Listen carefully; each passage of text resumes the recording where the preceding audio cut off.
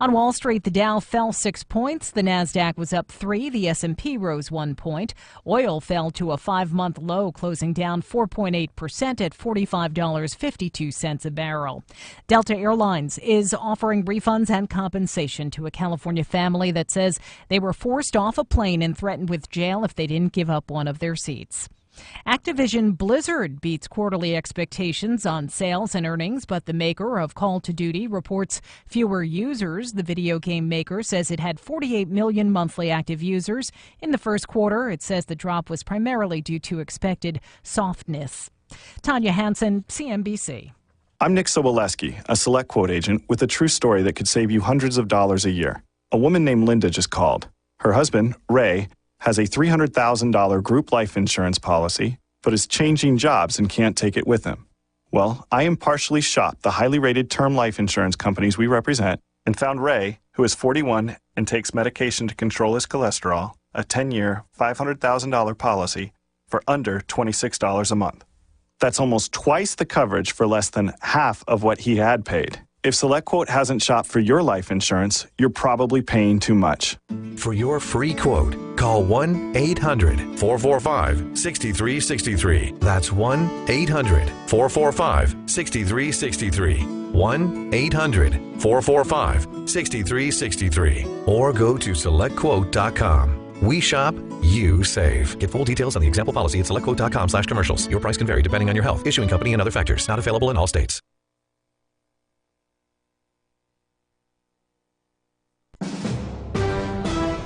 NBC News Radio, I'm Tom Roberts. President Trump is confident that the House Republican health care bill will pass in the Senate. We will get it done. Trump and House Republicans took a victory lap in the Rose Garden after the House narrowly passed a revised bill to repeal and replace Obamacare. People are suffering so badly with the ravages of Obamacare. In the House debate, Democratic leader Nancy Pelosi chided Republicans for bringing back the health care bill that collapsed in March. Now it's come back to life like a zombie, even more scary than before. In Washington, I'm Terry Moore, NBC News Radio. President Trump is back in his hometown of New York for the first time since he took office. He was immediately met by protesters. The president is dining with Australian Prime Minister Malcolm Turnbull this evening. President Trump is announcing an executive order dealing with religious liberty. Today, my administration is leading by example as we take historic steps to protect religious liberty in the United States of America. Trump said his administration will not allow people of faith to be targeted, bullied, or silenced anymore. A compromise spending bill is headed to President Trump's desk after final approval by the Senate. The $1 trillion measure funds the government through September. The bipartisan bill increases spending for the military and border security. It's only going to get wetter in the Midwest, where some people are already dealing with record flooding. Act in nature. There's not a whole lot you can do, but try to stay prepared. 5 people have died in Missouri, with hundreds of others displaced. Many rivers in Missouri, Illinois, Oklahoma, and Arkansas have risen to record levels due to heavy downpours last week. The Video Game Hall of Fame has 4 new members: Donkey Kong, Pokemon Red and Green, Halo, Combat Evolved, and Street Fighter II were all inducted into the hall today at the Strong Museum of Play in Rochester, New York. You're listening to the latest from NBC News Radio. You're listening to KCAA, your good neighbor along the way.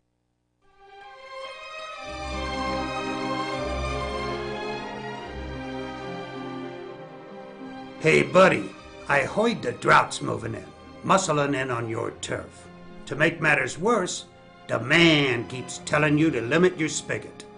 That drought is bad news, no fooling. But me and my boys can help. The Water Boys, on the Water Zone, Thursday nights at 6. We'll help you protect your turf and save water. And hey, don't worry about it. Consider it a gift. Yeah, Louie, you heard the boss. We gotta listen in at 6 p.m. on Thursday nights. Okay, Vinny, you got it. The Water Zone, Thursday nights at 6 p.m.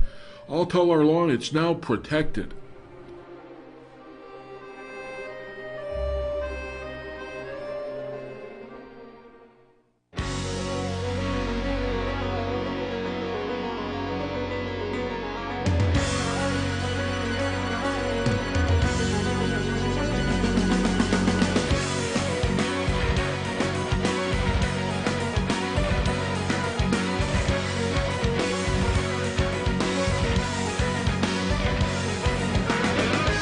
live from the NBC News radio broadcasting studios of KCAA 1050 AM, 102.3 FM, and 106.5 FM, located in beautiful downtown San Bernardino, California. Thanks for tuning into the Water Zone Show. Good afternoon, I'm Rob Starr. Mr. Mike Barron is off this week as it is our Ag Show week. And hosting tonight's show will be our team from our micro irrigation division, Ms. Ingy Bisconer and Mr. Paul McFadden. So welcome, guys. How are you? We're doing great, Rob. How are you? I'm doing wonderful. Thanks, Rob. Great. Well, we've got a great lineup tonight, Rob, as always. We're going to be talking about how professionals and some of our government resources help farmers improve their irrigation practices on the farm. Absolutely. And for anybody who wants to call in and talk to them, the local number is 909-888-5222.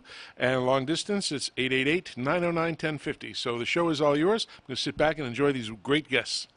Very cool. And, Rob, I want to mention, too, that we just are about to announce that our previous Ag recorded podcasts, are available on iTunes now. So for those of you who missed an episode and would like to catch up, it's all available on your iTunes app, and you can follow us and get past ones as well as future ones. Absolutely. You know, we got to get you on, figure out how to do you on Skype so we can get the video portion. There we go. Otherwise, everybody just sees me sitting here listening to you guys. Yeah, well, we could give you some more information to show and tell, and we could get that together as well. But so anyway, we've got a couple of great guests tonight. The first one is someone that Paul, my colleague here with me tonight, has known for many years as well as myself. And I'm going to let Paul go ahead and introduce him, and we'll kick it off with Mr. Dan Johnson. Dan, are you there? I'm here. Great. I hear you, Paul. I love it when technology works without a hitch. Thanks for joining us. Sure. If you don't mind, I'd like to just introduce you to our listeners. Dan is a state water management engineer for the United States Department of Agriculture Natural Resources Service in Davis, California. The NRCS, as it's known, is an agency of the Department of Agriculture and provides voluntary technical and financial assistance to growers. Not that you volunteer, that you volunteer the information. Just wanted to clear that up. You're very well needed, and we appreciate all the stuff that you do and have done for many, many decades. Thanks. Great, you're welcome. The mission is to provide leadership in a partnership effort to help people conserve, improve, and sustain our natural resources, our environment, and obviously the economy. Dan's particular role is to provide leadership for the NRCS work in California related to irrigation and water management. Welcome to the Water Zone, Dan. Yeah, nice to be here. Thank you again for taking some time and setting some valuable time at the end of a day to talk to us on the Water Zone and help educate and enlighten our listeners in the greater San Bernardino Inland Empire, Los Angeles area. If you wouldn't mind, tell us a little bit about your background and how you, as an engineer, ended up working with farmers and water management. I think that might be an interesting discussion for listeners. Well, sure. Well, actually, by education, I'm actually an agricultural engineer. There's a very small group of us nationally, so the agricultural engineer position takes the engineering principles and applies them to agriculture. Simply enough. But beyond that, it's just early on. It's just my fascination of the interaction between soil and water, and how the two produce crops. You know, it's an interesting thing. It's just always been fascinated by that, and it's just led me my career. And in regards to working with the agency and farmers, I just enjoy working with farmers. They do a heck of a job. They have a lot of responsibility, and I just, again, I have a lot of respect for them, so I enjoy working with them. And beyond that, I just enjoy the challenge. We have a lot of technical challenges in the irrigation industry, as everybody knows, in regards to water supply and water quality. And it brings a nice mix of technical challenges as well as social challenges in regards to communicating things. Sure. Do you come from a farming background?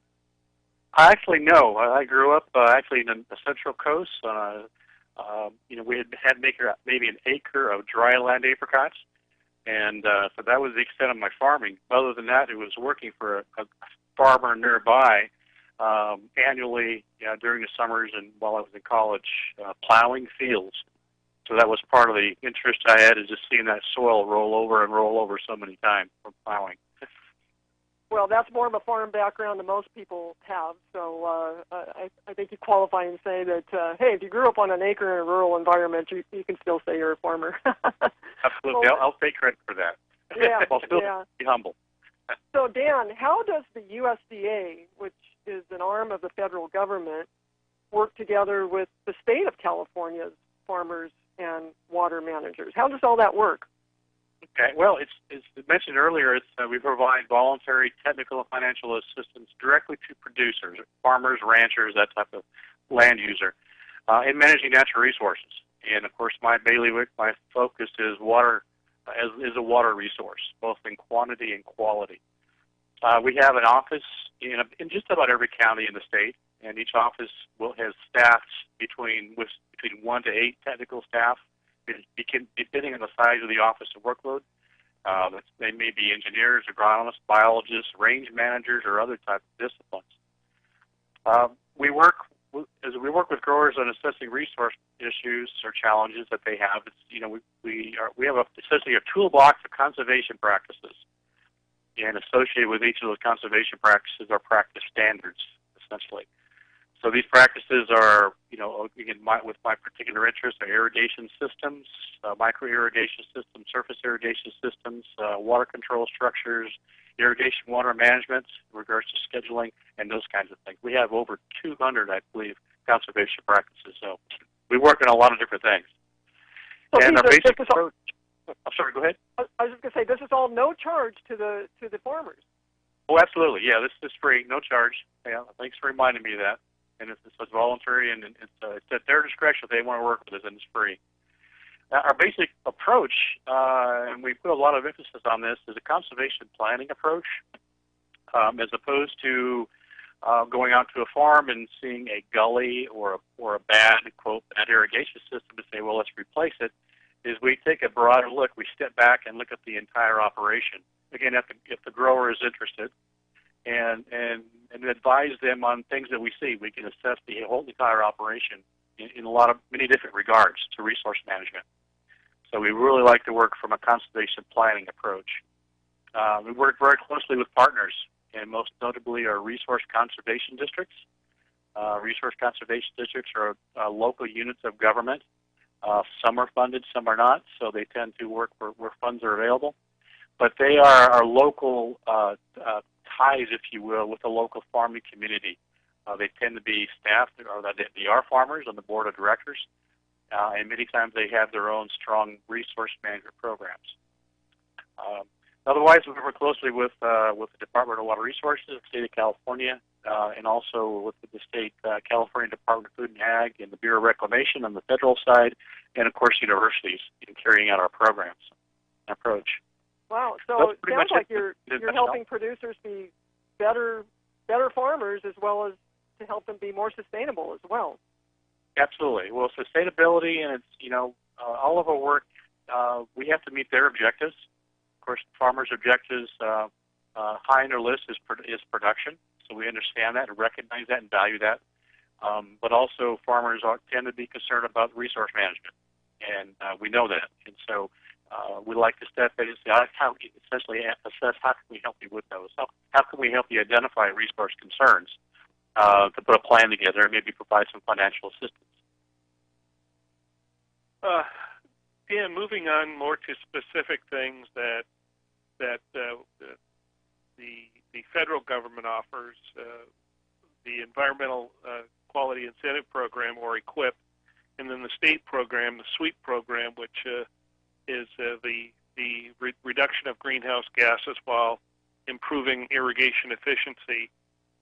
We know that they're both available to help fund on-farm irrigation improvements. Tell us how these work. Is the NRCS considering any changes in these programs practices available through EQIP or SWEEP? Right. As you mentioned, EQIP and SWEEP are different programs. EQIP is ours, is the USDA NRCS. It's been around for many, many, many years. But the SWEEP is the CDFA's, California Department of Food and Ag, a program that's very similar to EQIP in what it achieves. SWEEP tends to focus on, as you say, greenhouse gas emission, but it's to a great extent it's achieved through better water management in regards to essentially pumping less water. So many of the practices they provide financial assistance for is similar or equal to ours. In fact, they use and refer to our practice standards for irrigation system improvements. But beyond that, you'd have to refer folks to CDFA and the SWEEP program for more information for that on that side.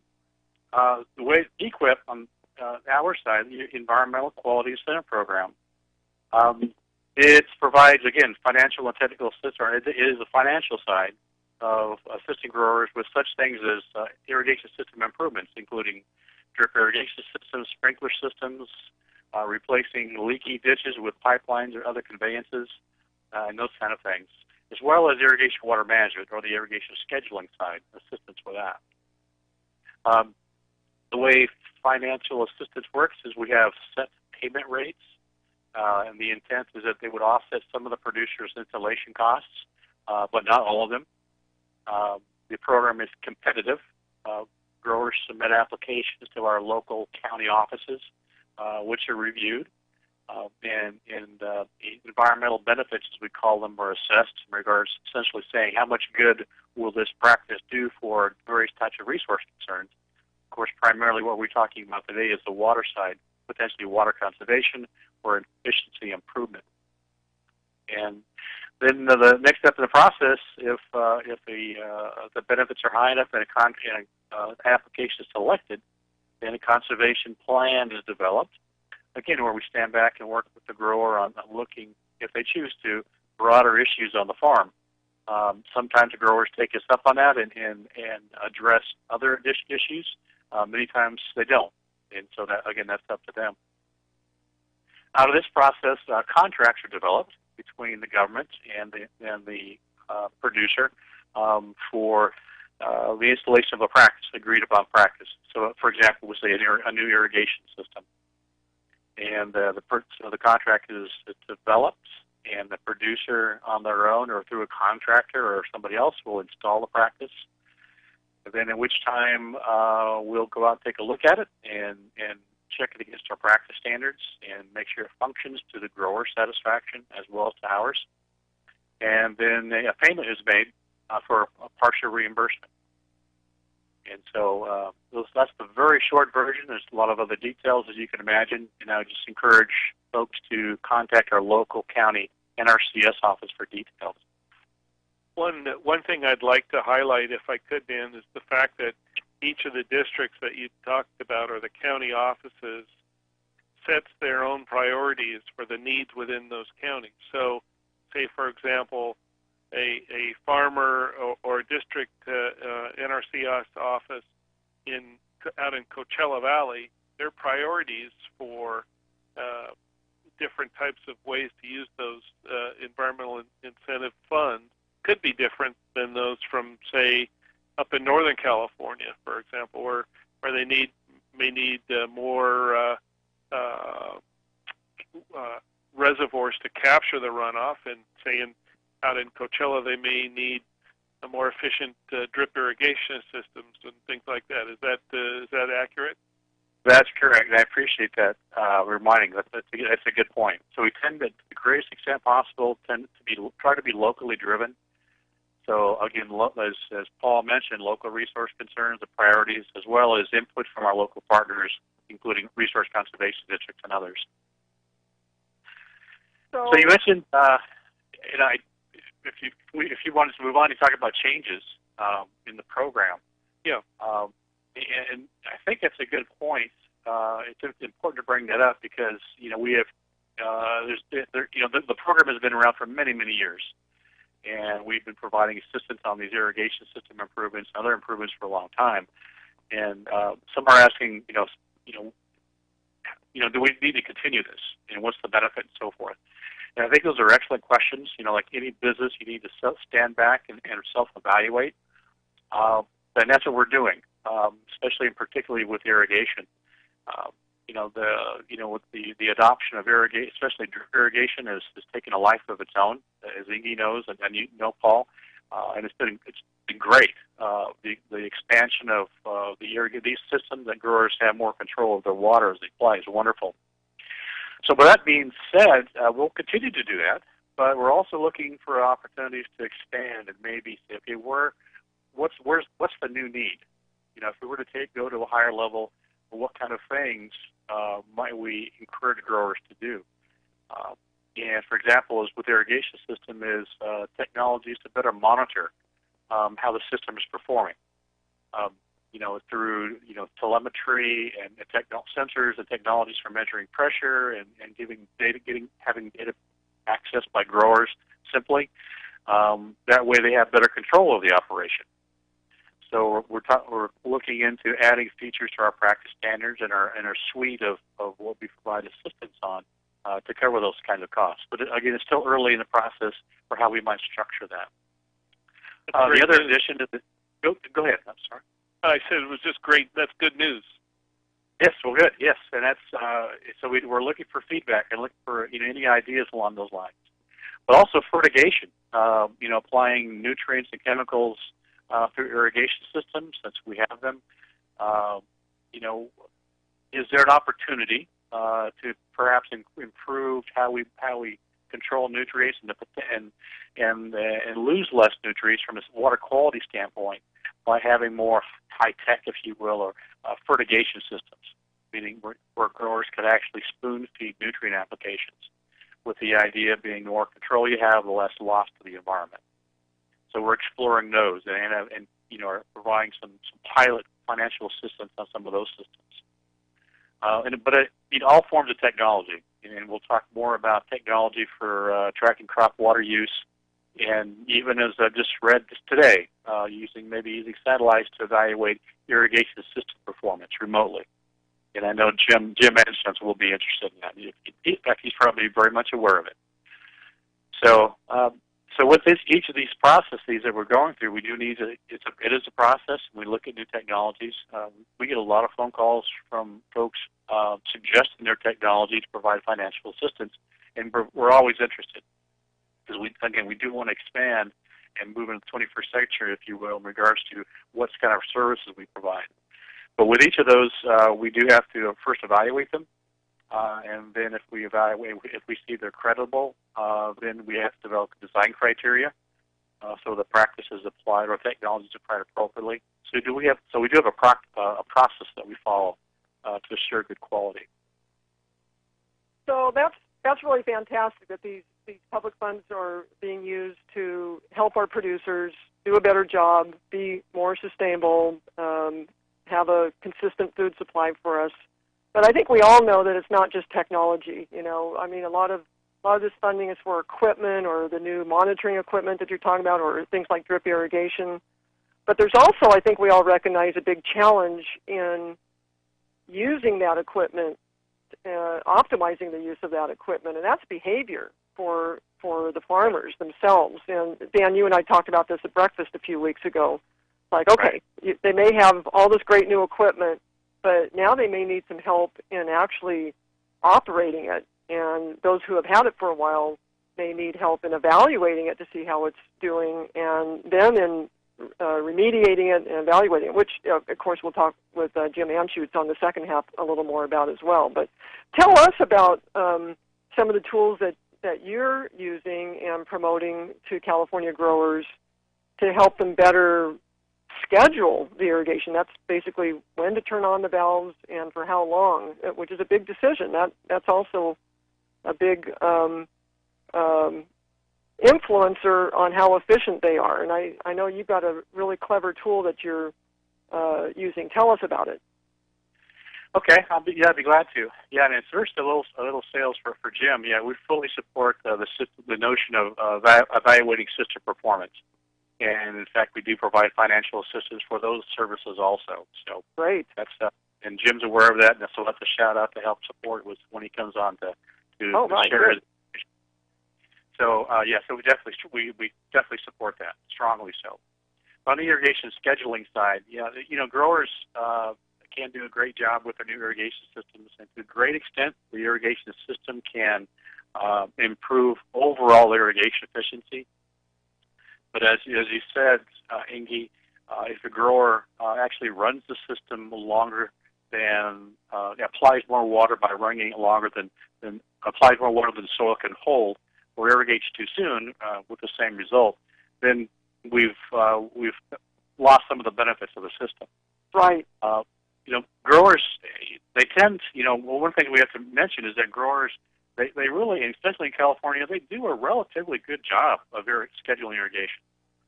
Just to be able to survive in California and to produce the crops that they do, they generally do a pretty good job. And more of them are picking up on technology and using different methods to do a better job. So we have to remember that, keep that as a starting point, and that influences our approach when we talk with them. We never want to go with them and say, okay, you're doing it wrong, here's how to do it right. Right, of course not. That we very quickly get turned around and headed off the property. Yeah, so, escorted out to your pickup. Oh, yeah, that's absolutely. And it's true. And that is exactly true. So, we've had many years in the university and Agricultural Research Service, the branch of USDA, NRCS, and even around the world have been working with growers on doing what they may call more scientific irrigation scheduling. Essentially, doing using more data, keeping track of how much water the crop is actually removed from the soil, having some knowledge of what the soil water content is, and having knowledge of how much water the soil can hold, and combining all those data together to make better decisions, irrigation scheduling decisions. And to be honest, we've really struggled with that over the years.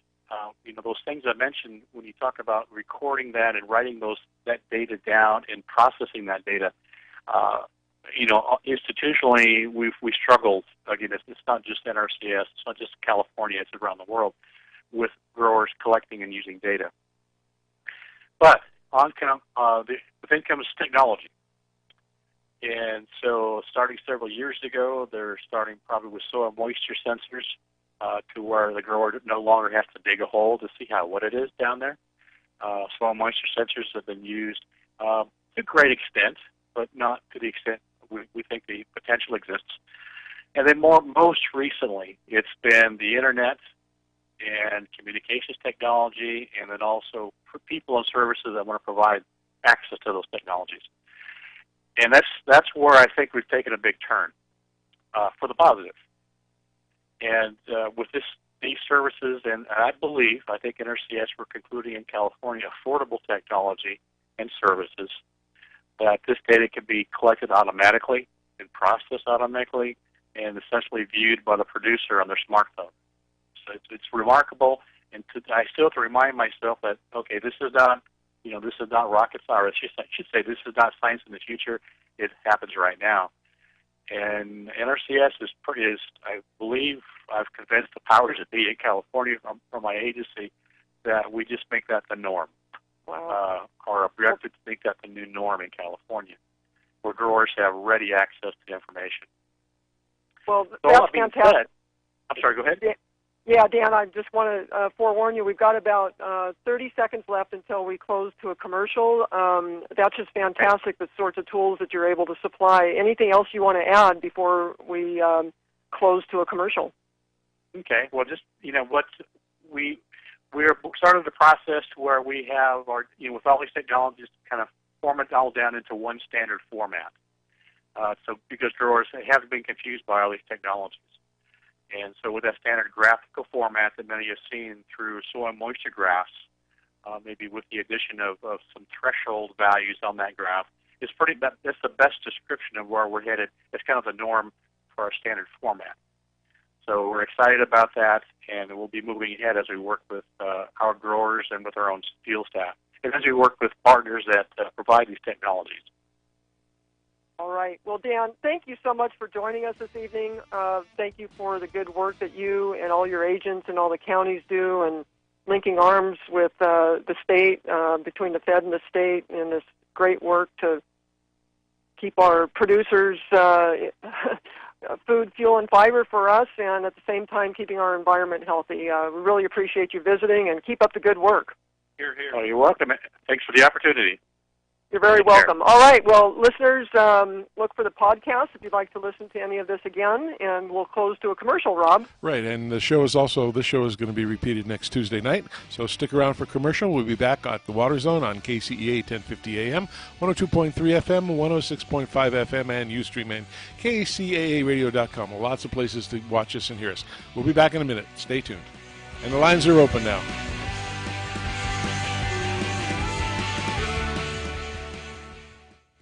This is Brooke's yard, and Brooke loves spending time with her kids. What she doesn't love are the ugly bare spots in her lawn. That's why Brooke uses Scott's Easy Seed. Unlike seed alone, with proper care, Easy Seed's all-in-one growing solution grows grass anywhere. The first time, guaranteed. This is a Scott's yard. Pick up Scott's Easy Seed today. Are you presently part of the irrigation industry as a worker or business owner? Do you want to learn how you and your staff can boost your knowledge and productivity? Then you should check out Irrigator Technical Training School. Irrigator Tech is the leading source of quality instruction serving all facets of the irrigation industry. Their courses provide a basic, easy-to-understand approach that raises the skill level, competency, and professionalism of landscape and irrigation personnel through practical education and services. Irrigator Tech combines classroom and real-life hands-on training, leading to a well-recognized certification that both customers and employers demand. Irrigator Tech's specialized courses can help you quickly become a certified irrigation auditor or a certified installer, repair, maintenance, or backflow technician. Courses also include certificates in smart water application or becoming a certified tree worker. Most importantly, all certifications are state recognized, and Irrigator Tech offers annual renewal classes to help keep your certification up to date. So whether you work in California, Washington, Oregon, Nevada, or Arizona, there's an Irrigator Tech class near you. For more information on how to jumpstart your career, call Irrigator Tech toll-free 866-614-1755 or visit them on the web at irrigatortech.com. That's toll-free 866-614-1755 and on the web at irrigatortech.com. Hi, well, welcome back to the Water Zone. Host Rob Starr, along with Miss Ingy Bisconer and Paul McFadden from our micro irrigation room down in El Cajon. And they have another great guest on, and the lines are open for anybody who wants to call in at 909-888-5222. Or if you're calling outside the 909 area code, you can call 888-909-1050. So back to you, Ingy and Paul. All right, thank you, Rob. Our next guest is also a great guy that I have known for most of my career, and he's going to be telling us a little bit about the work from his company. Jim, are you there? I am here. Can you hear me okay? I sure can. Good to hear you from beautiful downtown Fresno, is it, huh? 100 degrees. Very good. Right on schedule on the 4th of May. Well, Jim, let me tell the listening audience a little bit about you, and then we'll dive into some conversation. So, all right, very good. Folks, Jim is a professional engineer, is the founder and the owner of Ag H2O, and it's a consulting firm in Fresno that provides ag producers with tech solutions to help them control the rising costs of water, energy, and nutrients on their farms. And they do this through practical measurement, as we were talking about earlier, going out and evaluating the system, and then engineering system upgrades and retrofits to help rectify things that they find in those evaluations. So they use, proven available components used by the global water industry, and the result is a more efficient farm and a more profitable farm that pays things back in a short return on investment time frame, often under 2 years. Training is also a key thing that Ag H2O does, and we'll talk about that in a few moments too. So, Jim, you were raised in Central California, and before founding your consulting company, you have a unique background. You've worked on large corporate farms, you've worked for irrigation districts, You've worked for irrigation equipment manufacturers, both domestically and abroad. And so you've got unique insights. So one thing I'd like to ask you to share with the listening audience is how would you characterize the state of today's irrigated agriculture here in California and really in the West? Well, thank you for having me first off. I think asking how I would characterize it, I'd say that today, irrigated agriculture, especially here in the West, is much more closely scrutinized. And this is actually good. It's leading to the need to evaluate our current practices. It's leading to exploring technological solutions to some of the problems that we have and some of the new problems that we've had in the last 7 years of drought. And we're also facing, and this is just an inevitable of life, more regulation. So agriculture, irrigated agriculture here in the West is really been focused on, and I think that that's going to be something which will help improve our overall performance and use of the limited water supply that we have here.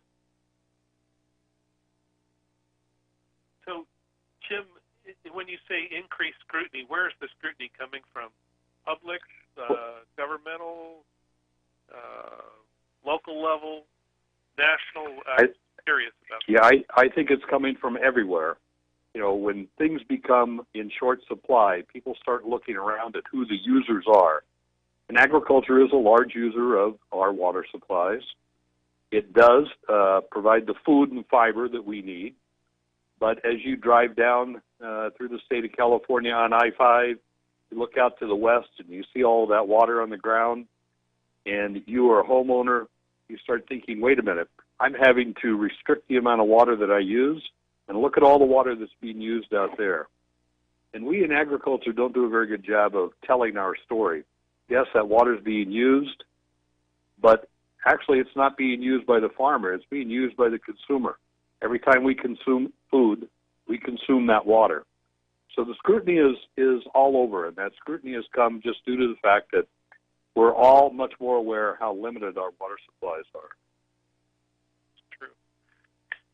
You know, it's interesting. Water, and the lack of water over the last 5 years, and then this past winter, we had an enormous blessing of rainfall and almost too much water in some parts of the state. You know, water and energy are closely related. How do you help folks understand how to optimize both of those, along with conserving in when there isn't much water around, and then how do nutrients or fertilizers play a role in that too in the production of food? How do you reconcile all that, Jim? Well, we focus on specifically the irrigation systems that growers are currently using. The irrigation systems are what consume the energy. I'm talking on farms. I'm not talking about energy of transporting water throughout the state, and et cetera. That's another topic. But we focus on the end user with the irrigation systems, like I say, which uses the energy and uses the water. We have about 4.5 million acres of drip micro irrigation systems. That's supposed to be the state of the art. Well, it's state of the art, which was developed about 30 years ago. So we've installed in California about 4.5 million acres of drip micro systems. Many of those systems, a large majority of them, have degraded in their performance. That doesn't happen overnight. It happens over time. So you don't see it until you have a shortage of water in particular. Then just like my lawn here in Fresno, I start to see brown spots. I realize I have a sprinkler that's probably not working well. So what our company does is we work with growers, and I think even Dan from the NRCS talked about this earlier. We help to evaluate the performance of the system.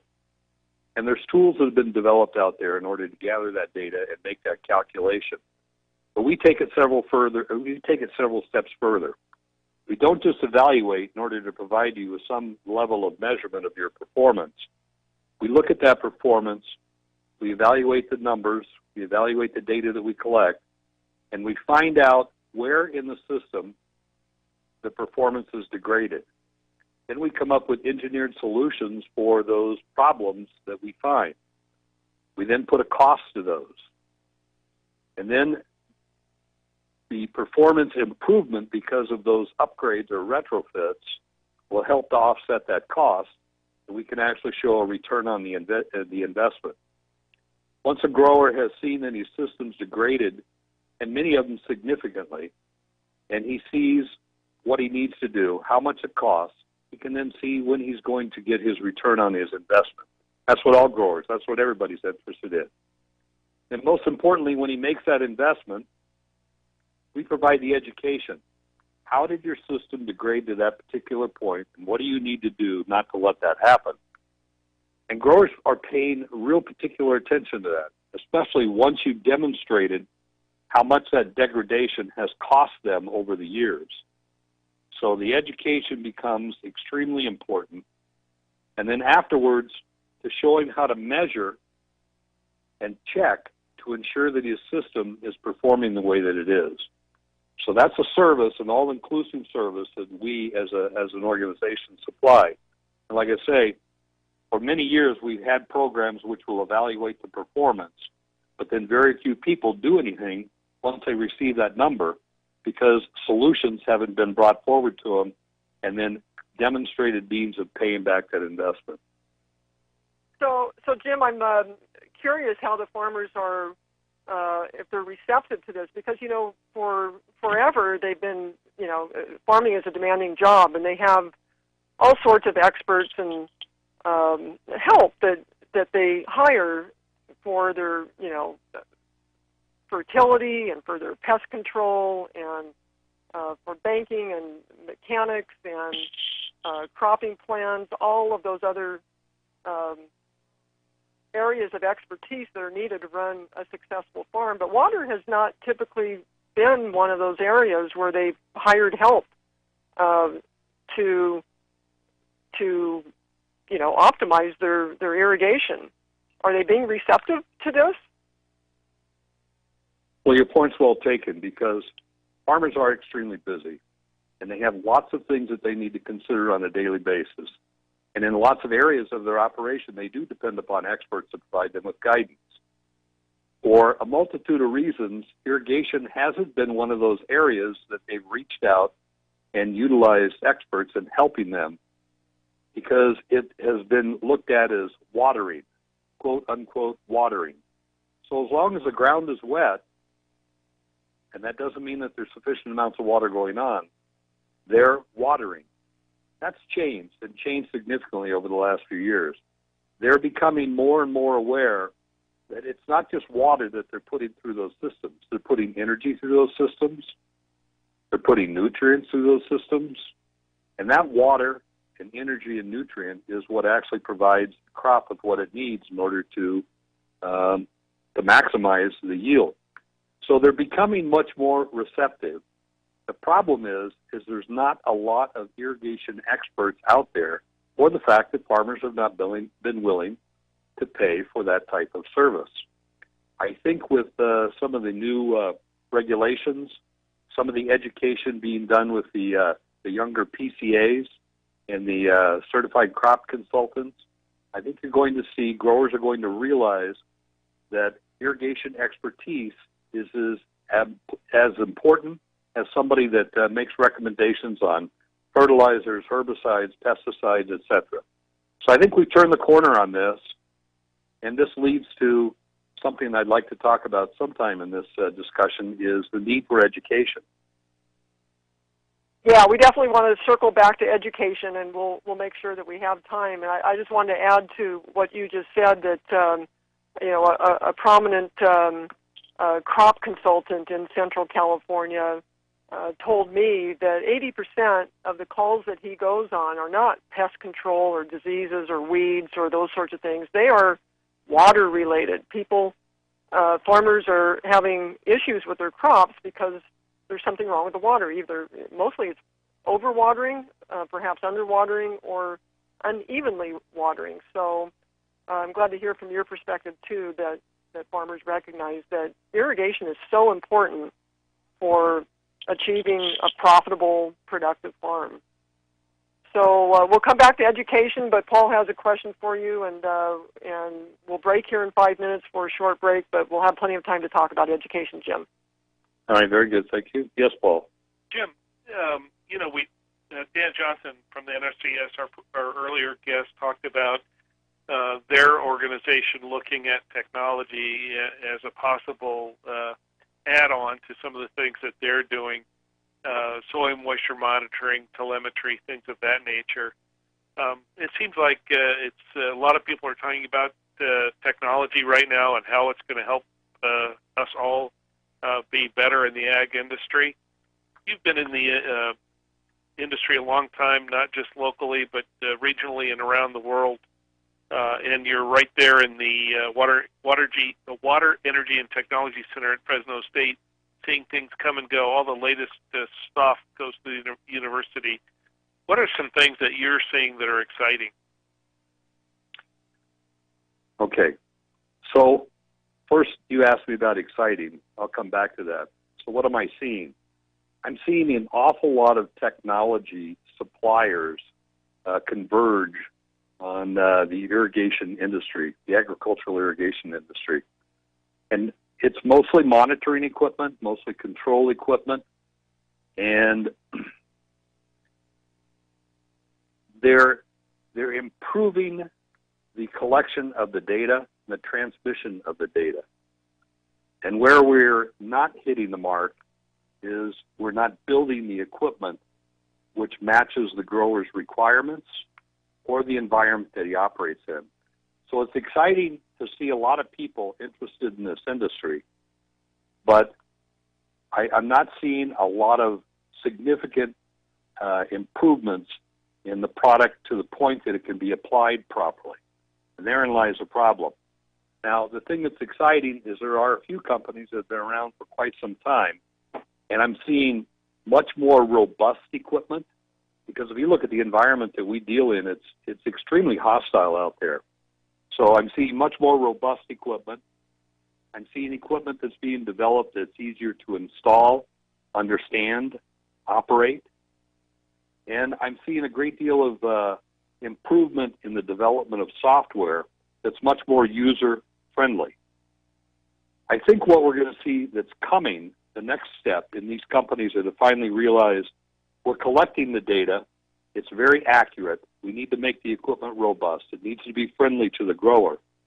But I think the next step is, and this is what excites me, is I think we're seeing now the development of equipment which is going to be self-diagnostic, because that's a problem. It's put out there, it's left to itself, and it's typically broken and not being used before the owner realizes that the equipment's not functioning properly. So just like with tractors, we have tractors which will self-diagnose. They'll actually send information to the dealer that it's time to service, or this particular piece of equipment is not working properly. They'll even place orders so that the equipment is in place at the dealers before the equipment breaks. So I think the refinement of the data collection, improved transmission of the data, more robust equipment, making it more user-friendly, and then self-diagnostic equipment will help us be more successful with the technologies that we're currently working on from a measurement standpoint. And measurement is where the, I don't want to say breakthrough in development, but breakthrough in application is going to come from. Not so much an improvement in the equipment that we use to irrigate, the emitters and the tubing and the pipe and et cetera, but more from a measurement standpoint. Because growers need to measure in order to understand what's taking place so that they can correct and improve their operations in the field. One quick question, Jim. Where is this technology coming from? There's a lot of stuff that has historically come from Israel and from Australia, and a lot from the U.S. Where in the minute we have left before the break, where do you see most of this technology coming from, or all three, for example? Well, it continues to come from Israel. I mean, they've always been a leader in effective and efficient water use in agriculture. But there's been some real unique startups down in Australia, and that's probably even a much more hostile environment than areas in the Middle East, in Israel. And the stress upon their water supplies down there is great. So we've seen a lot of innovations, and some of the most robust equipment that we've seen to date is actually coming out of Australia now. And they're just now beginning to move into the U.S. marketplace, so we expect some exciting things out of them. Excellent. Well, I think we're up against a break, but we'll be back in a few minutes to talk about education. Rob? Yep, and if any of you remember Alfred Hitchcock, his famous thing was, and now a word from our sponsor. We'll be back to the Water Zone in just a sec.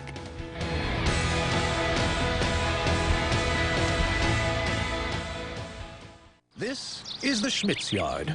Company's coming soon, and, oh, Schmidt, their deck and outdoor furniture's been dominated by dirt. But no worries, there's plenty of time for Scott's Outdoor Cleaner plus OxyClean to work its magic. Its fast foaming action lifts dirt and wipes out stains from moss, mold, mildew, and algae, guaranteed. All while being safe to use around plants and grass. Because when company's coming, dirt's not invited. This is a Scott's Yard. Pick up Scott's Outdoor Cleaner this weekend. We're back with the Water Zone and handing back to the micro-irrigation team at Toro. So, thank you, Paul. Take it away. All right. Thank you, Rob. So, Jim, just a little follow-up on what we were just talking about technology. You talked about, equipment and monitoring equipment. And I would imagine also that there's a challenge in interpreting all of that data that comes from this new monitoring equipment. And, I think you alluded to the software that is evolving to help with that. But I guess that's a good segue into education, because at the end of the day, we can have all these gadgets and all this equipment out there, but it takes a human being to interpret it, look at it, and make a decision from it. And so I know that you have a big passion for education, and you've got excellent ideas about how to train up that next generation of farm technology professionals. It may not be the farmer himself. He may be hiring somebody to do this. How would you go forward in developing policies and programs and ag-related curriculum to do a better job on the farm and give the farmers the help they need? Okay, well, thanks for the opportunity to talk about that. Before I do, I'll just make a comment on your comment on following up prior to the commercial there. I think the next breakthrough that we're going to see, and something I hear farmers wanting from a piece of equipment, is they don't want to analyze the information. They want the information to be analyzed within the equipment and recommendations made to them. And that's a real hurdle for manufacturers now because of the liability of making recommendations. But that's what the marketplace is asking for. You have the equipment. You've demonstrated to me it works. It provides me with reliable information. I don't want to have to analyze it, have it give recommendations to me. That doesn't mean that we won't continue to need people or educated individuals, but the equipment eventually is going to help us there in making recommendations. But from an education standpoint, we don't need a lot of irrigation engineers in irrigated agriculture. We have engineers, we have talented designers. What we need are people that can actually operate the systems, understand how to operate them properly, how to schedule the irrigations, how to utilize the equipment, the measuring equipment, and how to make decisions. So I've long thought that there needed to be some simple educational courses developed in order to train those people that are working with those systems on a daily basis. We also need formal education. So we need somebody between the individuals operating the systems and the engineers that design the systems. And those are technicians. And I've been a big advocate of developing technician-type programs, like welding programs, like automobile repair programs. We need those types of programs in agriculture. Recently, I became aware, and they were flying under the radar, Modesto Junior College up Modesto has developed an excellent 2-year technician program, teaching people some of the basic concepts. They've involved industry to develop their curriculum. They have an outstanding 2-year program to teach that person, which is between the engineer and the people in the field actually operating the systems. They also have, they've developed out of that certificates of completion. So instead of a semester-long course in how to schedule irrigations, they have short courses to teach practical application of irrigation scheduling techniques. As I say, they've been flying under the radar. I've been advocating for this and was not even aware that someone had actually developed and put in place and was implementing. I've challenged them recently, we all have, to get more industry people involved in fleshing out their curriculum. Because academic institutions forget that we're actually the customers. They need to develop product, which are the students for our customers. The industry is more than willing to participate in the development of the curriculum, not teach it, they're the teachers, but to assist in the development of the curriculum so that they're training people for their customers, and that's us in the irrigation industry. I think we also need to be very much aware that sitting in the classroom, I'm not sure how much longer that's going to be an effective way to teach people. We're going to have to realize that the young people coming out of high school now have smartphones and tablets and computers and etc. And they like to work at things on their own pace or when they have time. So we need to get creative and adopt in agriculture e-learning. We've done several e-learning programs for people like Simplot, Bayer, PG&E, and etc. Someone can go through those programs, learn the need-to-knows, and actually then apply them. And once they've learned them, they can actually share with others that need the same type of training. So I think we need to sit back as an entire educational industry. That's us in the industry, the educators, the universities, etc., and say, we're all trying to accomplish the same thing. How can we do something much more consistent and much more structured for those people that want to learn about irrigation and irrigated agriculture? So I think there's a time for us all to take a deep breath and not everybody be off doing their own thing, but look around to see what others have done and bring together some consistency on how it is we're going to transfer this knowledge. Most of us in this industry obtain knowledge not only from academic studies, but through the years of making mistakes and correcting them. We want to shorten that time. We want them to learn from our mistakes, and we need to come up with good, viable means of providing that information to them. Yeah, well, that makes a lot of sense, Jim, because, like you said, we don't need four-year or engineers or even agronomic degrees to run these irrigation systems. We need technicians that just understand the basics about soil and water, and that would be a good middle-class job that would attract folks, graduating from high school who don't necessarily want to go get a 4-year or 6-year degree. And it's a badly needed skill on the farm to make sense of these systems without requiring an engineer or a full-blown agronomist. So I applaud you for spearheading this effort that I know that you are doing to circle the wagons around these Modesto folks and maybe get this done in other agricultural communities that need these students. And e-learning, I think that's a great concept too, is to be able to teach via computer, because the new generation, that's how they learn. So, Paul, you want to wrap up? Jim, any final thoughts? You've given us a lot to chew on tonight. Any in the minutes we have left, any final thoughts for the listeners on anything that you're doing or that you're seeing, or the future of where we're headed as a state in the ag sector? Well, just as of today, I had the opportunity via Toro to share with a group of students here at Fresno State in an hour and 45-minute class your design program. And I saw enthusiasm on their face. And I think all of us in the irrigation or in agriculture, in the irrigation agricultural business, we need to take time to let students know that there's a very large opportunity in our industry. It's exciting. We need bright minds, technical people, hardworking people, and I think we need to do a much better job of getting those young people excited about what it is we do and what the importance of what we do is. So as I talked to that group and I showed the tool that you have, I saw excitement in their face that, boy, agriculture really is technical.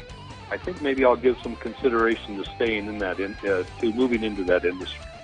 That's fantastic. Tim, thank you so much for joining us this evening and sharing your thoughts with us, and also for presenting Aquaflow to the Fresno State students today. Let's hope some of them enter the industry and help us keep the fire burning on these farms. We'll see you next week. All right, everybody, remember, join us next week at 6 o'clock, and remember, think blue.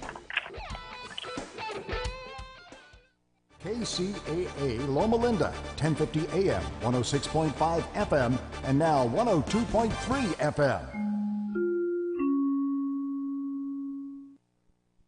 Hey, Bonnie, your ride is looking sweet, and that bumping sound. Yeah, Kamish, thanks for your referral to Alan Ed's Auto Sound and their expert installations with custom sound systems. That's right, Kamish. Alan Ed's has a wide variety of mobile electronics and accessories from car stereos